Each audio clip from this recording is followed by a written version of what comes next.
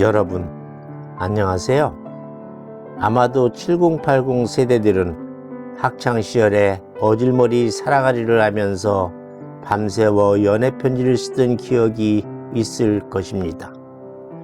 시집과 철학책들을 책상 위에 잔뜩 쌓아놓고 한 글자 한 글자, 한 장 한 장 사랑과 정성을 담아 꾹꾹 눌러 써대던 글자들은 행여 지금도 그 시절 그 편지를 받았던 사람의 가슴속 어디엔가 고이 아로새겨져 있을지도 모릅니다. 그런 생각을 하면 지금도 사춘기 소년처럼 가슴이 쿵쿵 뜁니다. 당시에는 밤새 가죽 가방을 메고 자전거를 타고 오던 우체부 아저씨가 왜 그리 기다려졌는지요. 그리고 사랑하던 사람이 보내준 편지를 한 줄 한 줄 읽고 또 읽으며 울고 웃기를 얼마나 반복했던가요. 또한 손편지를 통해 전해지는 사랑하는 사람의 마음과 숨결을 오감으로 느끼면서 얼마나 황홀해했던가요. 우리가 학창시절에 사랑하는 사람과 주고받던 편지는 영혼의 은밀한 대화방이었고 사무치는 그리움을 나누는 교감의 통로였으며 불치의 상사병을 다독여주던 만병통치약이었습니다. 말없이 건네주고 달아난 차가운 손 가슴 속 올려주는 눈물 젖은 편지 하얀 종이 위에 곱게 써내려간 너의 진실 알아내곤 난 그만 울어버렸네. 멍 뚫린 내 가슴에 서러움이 물으면 떠나버린 너에게 사랑 노래 보낸다. 여러분께서도 아시다시피 지난 3월 9일 치러진 대통령 선거에서 각 정당의 후보들은 유권자들의 환심을 사고 자신들이 내건 공약의 진정성을 알리기 위한 참신한 방편으로 경쟁이라도 하듯 앞다퉈 손편지를 썼습니다. 또한 MBC 라디오 프로그램 여성시대의 양희은 서형석입니다를 듣다 보면 손편지를 써서 보내는 사람들이 의외로 많다는 것을 알 수 있습니다. 인터넷과 SNS가 일상화되기 이전이라면 그럴만도 하겠지만 오늘날은 SNS를 통해 사교망이 직간접적으로 형성되는 시대이고 거리에서는 좀처럼 우체통을 찾아보기가 힘들며 편지를 보내려면 우체국까지 일부러 나가야 하는 시대임에도 불구하고 애써 손편지라니. 왜 사람들은 디지털 문명이 주는 편리성을 마다하고 불편함을 감내하면서까지 손편지를 선택할까요? 그것은 SNS를 통해 주고받는 문자 메시지와 메일은 아주 편리하고 빠르기는 하지만 사람들은 영혼이 없는 글과 사진, 화면 속에 해결화된 폰트, 정성과 수고로움이 수반되지 않는 단편적이고 기계적인 커뮤니케이션에 더 이상 만족하지 못하고 염증과 피로를 느끼기 때문입니다. 생각해보면 요즘처럼 시공을 뛰어넘어 의사소통하는 것이 손쉬울 때는 유사일에 없었습니다. 언제 어디서나 카톡이나 메일로 메시지를 작성하고 전송을 누르면 끝이지요. 하지만 오늘날 우리가 일상생활에서 누리는 SNS는 그것이 가져다주는 편리성과 속도감에도 불구하고 도심의 회색 빌딩처럼 삭막하기 그지 없습니다. 또한 인스턴트 인간이 인스턴트식 요식 행위를 하는 것만 같아 가슴이 아리고 쓰리기까지 합니다. 오늘날 우리는 이처럼 순식간에 써대고 받기가 무섭게 지워버리는 무한 생성과 무한 삭제의 시대에 살면서 우리의 마음마저 모래알처럼 메말라가고 돌처럼 굳어지는 것이 아닌가 싶어 우려되기도 합니다. 따라서 SNS의 범람으로 손편지가 뜸해지고 있는 요즘, 마음과 정성이 듬뿍 담긴 손편지는 그 어느 때보다도 의미가 있고 소중한 것 같습니다. 모든 아날로그 문명은 머지않아 새로운 것으로 탄생할 것이다 라고 예언한 데이비드 섹스의 주장처럼 아날로그의 반격이라고나 할까요? 아니면 얼마 전에 작고한 이어령 교수의 주장처럼 이성과 감성의 만남, 차가운 IT와 따뜻한 인간의 만남인 조화로운 디질로그 문명에 대한 동경 때문일까요?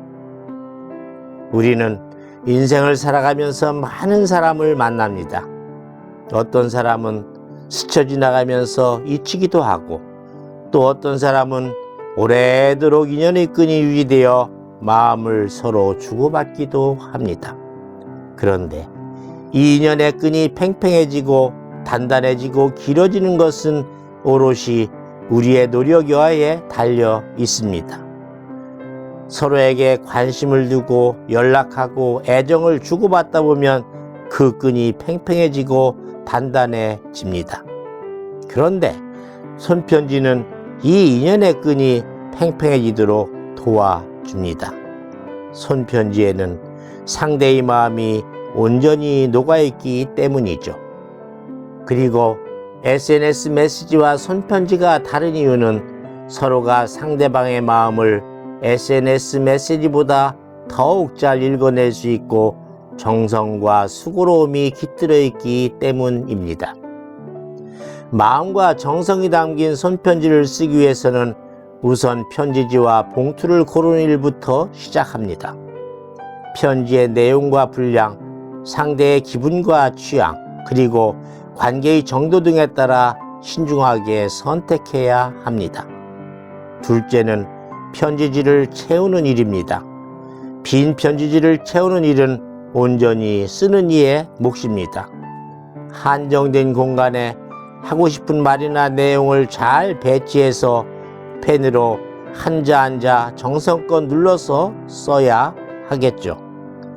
손편지에는 이렇게 정성과 수고가 수반되기 때문에 당신만을 생각하고 있어요라는 편지 쓰는 이의 마음이 온전히 담기게 됩니다.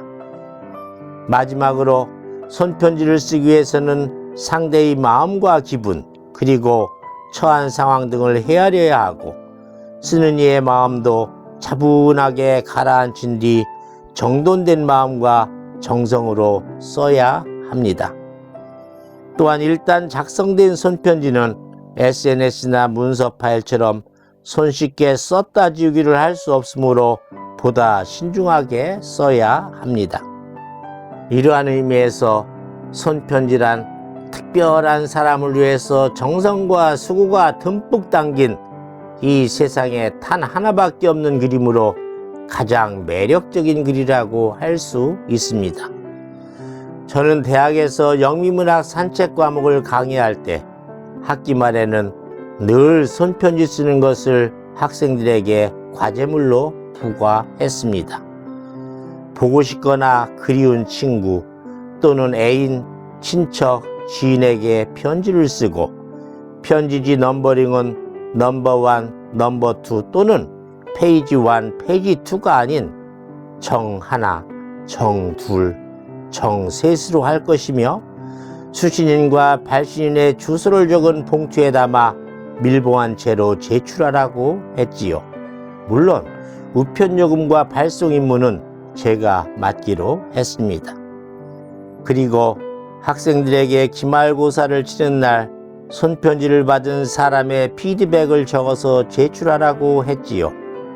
여러분, 손편지 수신인들의 반응은 과연 어떠했을까요?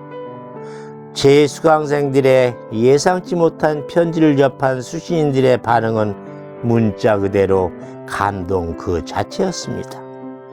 밤새도록 펑펑 울었다는 사람도 있었고, 보내준 편지를 죽을 때까지 갑으로 보관하겠다는 사람 등등 대단했습니다. 생각해보면 속도와 편리성만을 추구하는 디지털 문명이 다 좋은 것 같지는 않습니다. 비록 더디고 불편하더라도 인간 냄새가 물씬 나는 아날로그 문명이 더욱 그리워지는 세태이기도 합니다.